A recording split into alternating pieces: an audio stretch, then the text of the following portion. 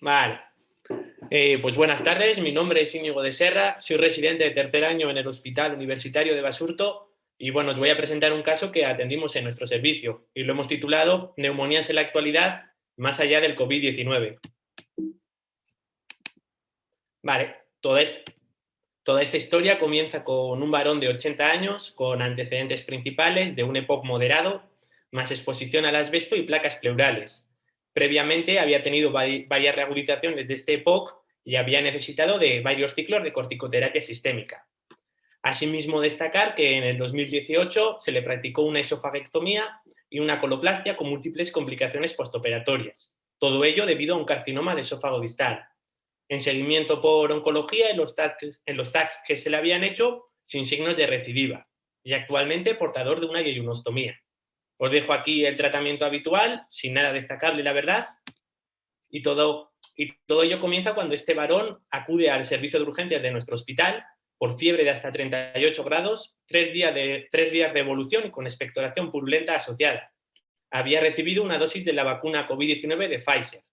Cuando lo exploramos, tiene una frecuencia cardíaca de 111 a febril y una saturación basal del 92%. Destaca sobre todo en la auscultación pulmonar una hipoventilación en ambas bases. Analíticamente hay una elevación de marcadores inflamatorios, como podemos ver una PCR de 250,49 con leve leucocitosis a expensas de neutrófilos. Se le realiza evidentemente una radiografía de tórax y ahí es cuando vemos unos infiltrados bilaterales en ambas bases. Por ello se continúa con el estudio y vemos en antígenos en orina para neumonía y legionera no detectables. Y evidentemente en los tiempos en los que corren y con infiltrados bilaterales en ambas bases, pues se les trae una PCR para COVID-19 que en este caso es negativa. Por ello, desde urgencias se decide ingresar en el servicio de medicina interna con ceftriaxona intravenosa. Vemos aquí las placas del señor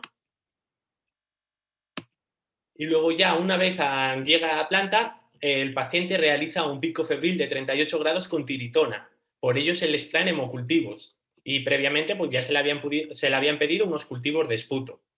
Un poco por intentar filiar el origen de esta neumonía, se le pide serología de neumonía típica y de COVID-19, que resultan ser negativas.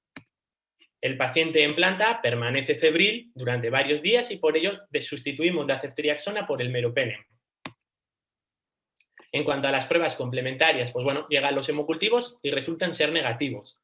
Y pues teniendo en cuenta que se trataba de un paciente con cierto grado de inmunosupresión y una neumonía que no estaba yendo bien, se le pide un TAC de tórax, en el cual pues vemos una extensa afectación de aspecto infeccioso en ambos lóbulos en ambos lóbulos inferiores y el lóbulo medio, como podemos ver en este TAC. Y por fin nos llega el resultado del esputo, y en el esputo podemos observar lo que es una nocardia criacigeórgica. Y desgraciadamente, pues esta nocardia era resistente a la ceftriaxona que le habíamos pautado en un principio. Al meropenem que se estaba tomando en un principio se le añade el cotrimoxazol, el Ceftriaxona intravenoso, y posteriormente se va desescalando en el tiempo, teniendo en cuenta que esto es un tratamiento prolongado. Y al alta por fin conseguimos que se vaya con cotrimoxazol por yeyunostomía. En cuanto a la epidemiología de la anocardiosis en España, se llevó a cabo un estudio por el equipo de Valdezate que va desde el 2005 al 2009 y del 2010 al 2014, y se observa que en las secreciones bronquiales el tipo de enocardia mayoritariamente aislada fue la enocardia criacigeórgica, como en el caso de nuestro paciente. Fue llevado también otro estudio en el Hospital de Sant Pau, y en ese estudio en el que se estudiaban pacientes con EPOC y nocardiosis pulmonar, una vez más, la enocardia criacigeórgica fue la mayoritariamente aislada.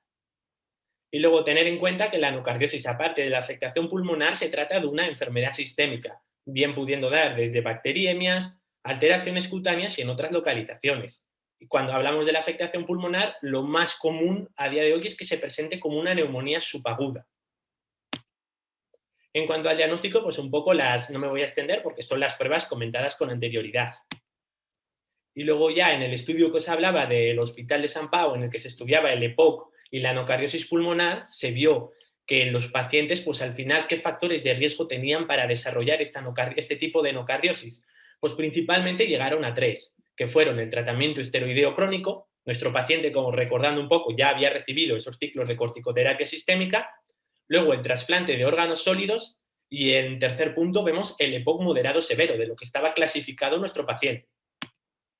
En cuanto a la clínica, pues realmente no es una clínica que nos pueda hacer sospechar de algo en concreto, es una clínica bastante inespecífica, una clínica de tos, disnea y fiebre y otra sintomatología.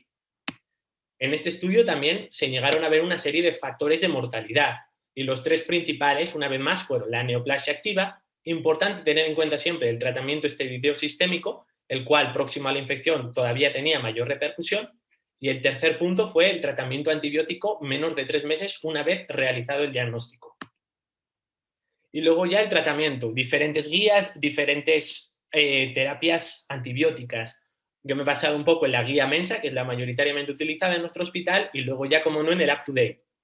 Lo que se basa un poco al final es divide la enfermedad pulmonar en leve moderada y en enfermedad pulmonar severa. La enfermedad pulmonar leve moderada se puede tratar con el cotrimoxazol oral, dependiendo si es inmunocompetente o inmunocomprometido nuestro paciente, se recibirá diferente tipo de dosis, y en los inmunocomprometidos se les puede añadir también el betalactámico. Y luego en una enfermedad pulmonar severa. La primera línea, pues evidentemente el cotrimoxazol intravenoso, se le puede añadir también el betalactámico, e incluso cuando es una enfermedad grave podríamos añadir la amicacina. Y en segunda línea tenemos el imipenem. También es verdad que hay varios estudios con el meropenem, que tenemos más experiencia en el hospital, con muy buenos resultados, añadidos a la amicacina. Pero en lo que todos concluyen es la importancia del antibiograma, ya que los diferentes tipos de nocardias al final presentan una gran cantidad de resistencias a los antibióticos.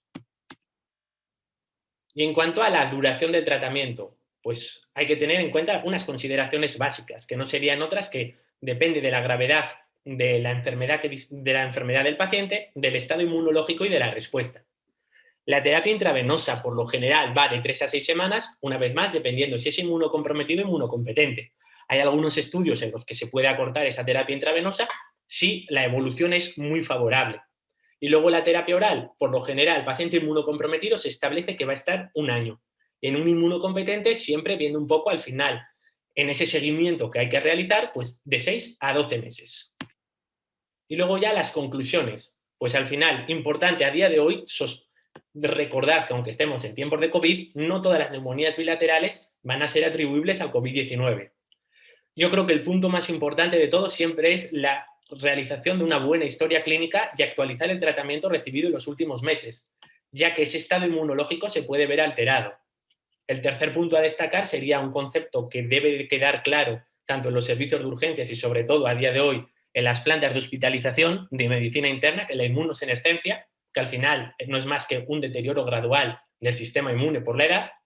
Y luego respecto a las neumonías, aquellas neumonías adquiridas en la comunidad con cierta gravedad que han requerido de hospitalización o sobre todo cuando no se responde al tratamiento, es importante la realización de un estudio etiológico con el fin principal de afinar en el tratamiento antibiótico.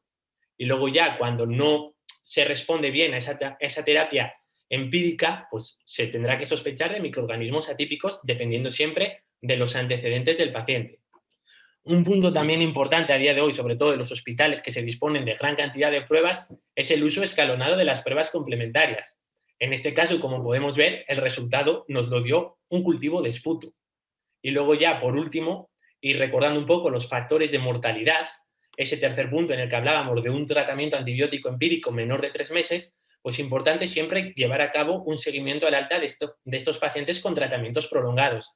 Importante ver la respuesta que está teniendo el paciente y la adherencia, ya que este tipo de tratamiento, seguirlo durante tantos meses, a veces es complicado. Aquí dejo las referencias bibliográficas y con esto daría por terminada la presentación. Muy bien, Íñigo, justo en el tiempo. Muy bien, a ver si alguien de la sala, aquí hay... A ver, voy a leerlo, ¿vale? Sí. Muy interesante el caso. Para el aislamiento de la nocardia solicitasteis un esputo en esputum cultivo específico, incubación prolongada, una atención gram o que os orientara por la presencia de bacilos gram positivos, ramificados filamentosos, os obtuvo en una muestra para cultivo estándar. Pues si ya sospechabais nocardia, vaya. Realmente se solicitó un cultivo de esputo normal. No, en este caso no fuimos a un cultivo ni específico ni nada. Sí que es verdad que luego revisando la bibliografía, pues bueno, sí que coincidió que en estos, vamos, justo en el artículo que es de archivos de bronconeumología, intentamos ver las diferentes complicaciones de las neumonías y luego ya sí que sospechamos sí que se sospechó de la anocardia, pero en un principio no íbamos enfocados hacia esa dirección. Tal cual, ¿no? Hombre, pero lo importante sí que lo has marcado, que hay que empezar por el principio, anamnesis y esputo, sí, y no irnos a la prueba más complicada. Sí, al final no podemos ir. Lo más ideal, pues hombre, la prueba que nos va a dar todo sería el VAL, pero si empezamos a todos los pacientes con un VAL, al final el gasto... Haremos iatrogenia también. Sí, al final tiene sus complicaciones ese tipo de pruebas invasivas. Si empezamos por el principio, pues muchas veces nos quedamos con pruebas simples y pudiendo afinar muy bien el tratamiento antibiótico. Muy bien, Íñigo. Vale.